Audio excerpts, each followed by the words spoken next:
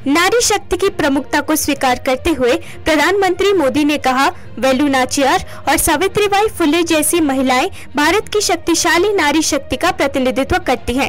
केरला की बेटियों पर बोलते हुए प्रधानमंत्री मोदी ने कहा, केरला की बेटियों ने भारत की आजादी, संस्कृति और संविधान को आकार दिया है। एक शब्द के रूप में मोदी की गारंटी की प्रमुखता पर बोलते हुए प्रधानमंत्री मोदी ने कहा, भारत की नारी शक्ति एक विकसित भारत के संकल्प से सिद्धि को सुनिश्चित करेगी। उन्होंने कहा कि मोदी ने नारी शक्ति वंदन अधिनियम और 3 तलाक पर रोक लगाने वाले अधिनियम के पारित होने के माध्यम से नारी शक्ति को सशक्त बनाने की गारंटी दी। भारत में 4 जातियों पर बोलते हुए प्रधानमंत्री मोदी ने कहा, भारत में नारी शक्ति, युवा, किसान और गरीब ही 4 जातियां हैं।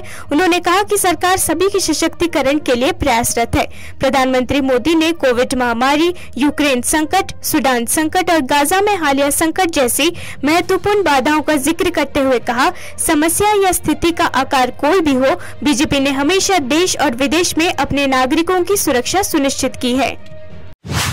प्रधानमंत्री नरेंद्र मोदी ने बुधवार को विपक्ष के भारतीय गुट पर विश्वास को ठेस पहुंचाने का आरोप लगाया है। केरला में कार्यक्रम को संबोधित करते हुए उन्होंने कहा कि गठबंधन राज्य में केंद्र के विकास के खिलाफ है और जनता को लूटने की आजादी चाहता है। समाचार एजेंसी ANI ने उनके हवाले से कहा, INDIA गठबंधन केवल एक ही बात जानता है, उन्होंने हमारे मंदिरों और त्योहारों को लूट का माध्यम बना दिया है। त्रिशूर पूरम को लेकर जिस तरह की राजनीति की जा रही है वो दुर्भाग्यपूर्ण है। सबरीमाला में जिस तरह की बंद इंतजामी सामने आई है, उससे भक्तों को काफी असुविधा का सामना करना पड़ रहा है। ये यहाँ की राज्य सरकार की अक्षमता का प्रमाण है। कांग्रेस और CPIM भाजपा के खिलाफ गठबंधन का हिस्सा है। 2024 के आम चुनावों में भाजपा उस राज्य में पैर जमाने की उम्मीद कर रही है जहाँ राजनीति में कांग्रेस और वाम नेतृत्व वाले गठबंधन का दबदबा है। फिलहाल केरला में CPIM का शासन है। ये टिप्पणी अयोध्या के राम मंदिर के प्रतिष्ठा समारोह को लेकर विपक्ष और सत्तारूढ़ भाजपा के बीच वाकयुद्ध से आई है।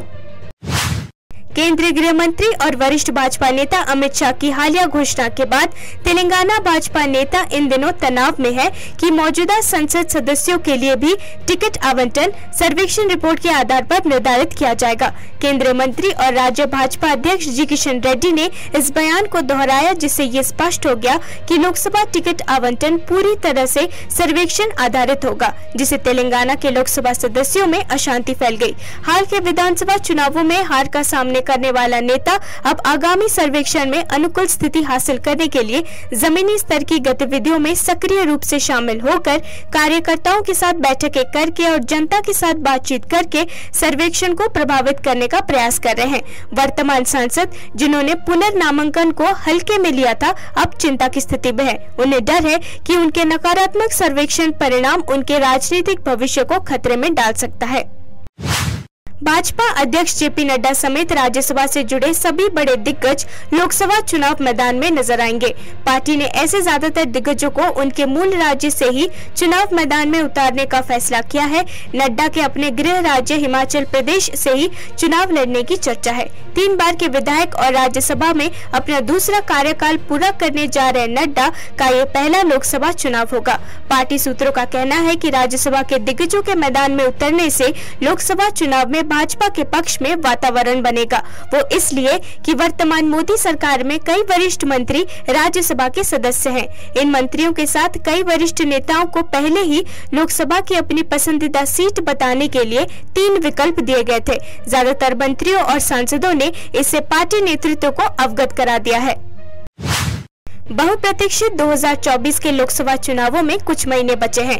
कांग्रेस बिहार और उत्तर प्रदेश दोनों में सीट बंटवारे की व्यवस्था के लिए सक्रिय रूप से चर्चा में लगी हुई है।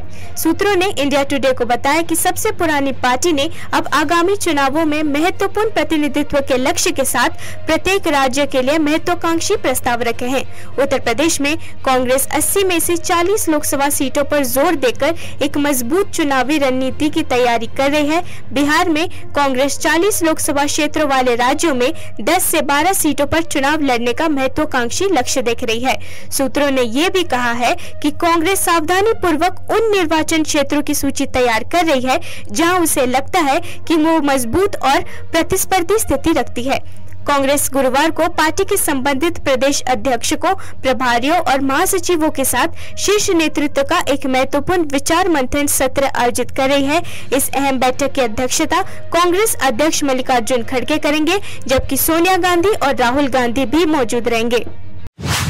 वाईएसआर तेलंगाना पार्टी प्रमुख वाईएस शर्मिला, जो अविभाजित आंध्र प्रदेश के पूर्व मुख्यमंत्री दिवंगत वाईएस राजशेखर रेड्डी की बेटी और आंध्र प्रदेश के मुख्यमंत्री वाईएस जगन मोहन रेड्डी की बहन है, आज दिल्ली में कांग्रेस में शामिल होने के लिए पूरी तरह तैयार है। जब उनसे दिल्ली पहुंचने पर सबसे पुरानी पार्टी में शामिल होने के बारे में पूछा गया तो उन्होंने कहा, हाँ ऐसा लगता है। हालांकि उन्होंने अपने रोल के बारे में ज्यादा कुछ नहीं बताया और कहा, हमें कल पता चलेगा। ये तब हुआ है जब 2024 में लोकसभा चुनावों के साथ साथ आंध्र प्रदेश में आगामी चुनावों के लिए मंच तैयार किया गया है। इससे पहले कांग्रेस ने घोषणा की थी कि एक बहुत प्रतीक्षित व्यक्तित्व गुरुवार सुबह 10:30 पर एआईसीसी मुख्यालय में पार्टी में शामिल होगा। मंगलवार को हैदराबाद में एक बैठक में शर्मिला ने कहा कि वो दिल्ली में पार्टी प्रमुख मल्लिकार्जुन खड़गे और राहुल गांधी सहित कांग्रेस के शीर्ष नेताओं से मिलेंगी और एक महत्वपूर्ण घोषणा करेंगी।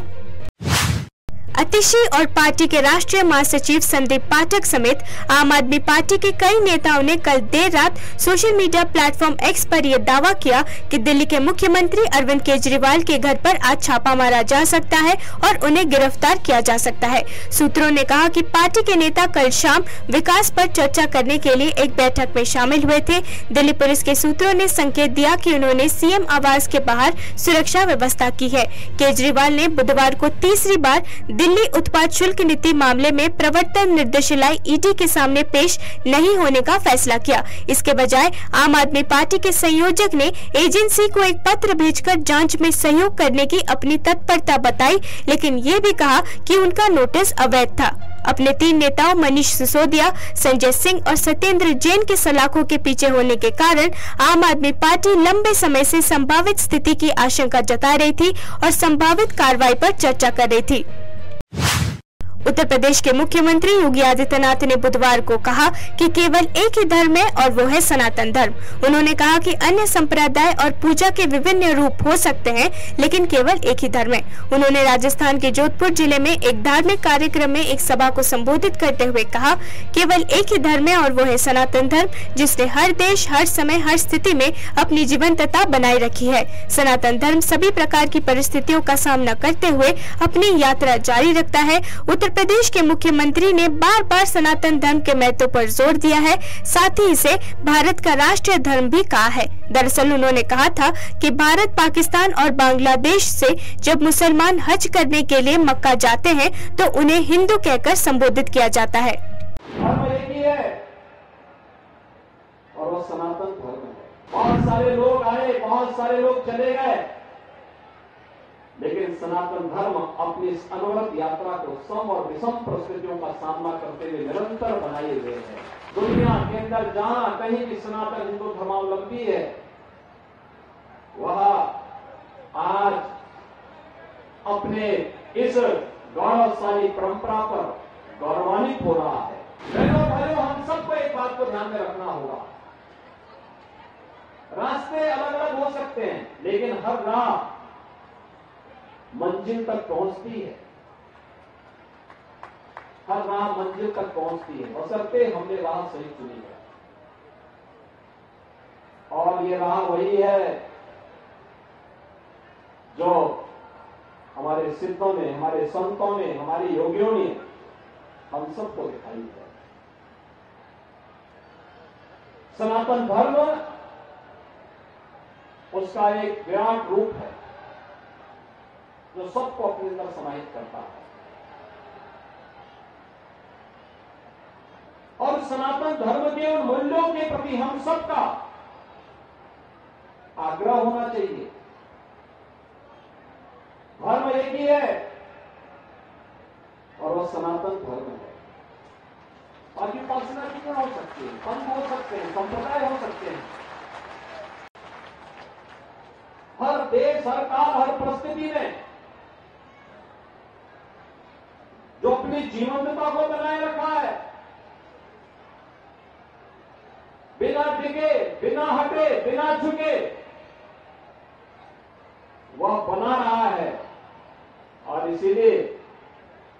दुनिया के अंदर बहुत कुछ आए, बहुत कुछ चले गए, बहुत सारे लोग आए, बहुत सारे लोग चले गए, लेकिन सनातन धर्म अपनी इस अनवरत यात्रा को सम और विषम परिस्थितियों का सामना करते हुए निरंतर बनाए हुए है। कुछ कालखंड में कुछ बैरियर आए होंगे, कुछ बाधाएं आई होंगी, कुछ चुनौतियां आई होंगी। अगर हमने बाधाओं का सामना नहीं किया, वे कुछ दिन तक, कुछ देरी तक उन्होंने समाज को चुनौती दी होगी, सनातन धर्मावलंबियों को चुनौती दी होगी, लेकिन जब एकजुट होकर के स्वर एकजुट होकर के निकल पड़ा और एक स्वर में पूरा भारत बोल पड़ा, तो विजयश्री का वर्णन करने में बहुत देर नहीं लगी है। याद रखना, आज भारत जिस बात की अनुभूति कर रहा है, वो अनुभूति हम सबके सामने है। अयोध्या में मर्यादा पुरुषोत्तम भगवान श्री राम के भव्य मंदिर के निर्माण का कार्य पूरा हो चुका है। 22 जनवरी को 500 वर्षों के इंतजार के बाद प्रभु राम अपने भव्य मंदिर में विराजमान होंगे। हर भारतवासी प्रफुल्लित है।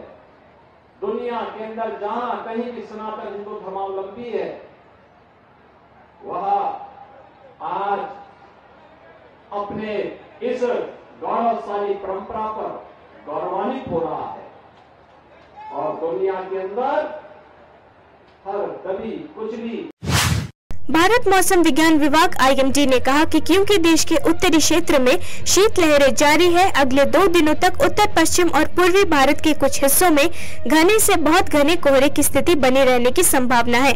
4 और 5 जनवरी को पंजाब और हरियाणा के कई हिस्सों में गंभीर कोल्ड डे की स्थिति होने की संभावना है।